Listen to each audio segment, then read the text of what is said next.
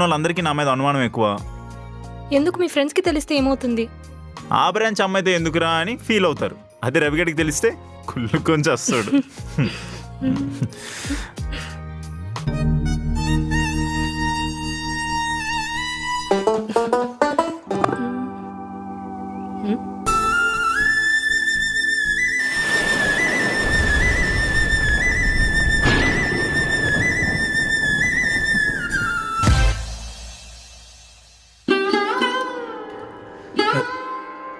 కావాలా వద్దా?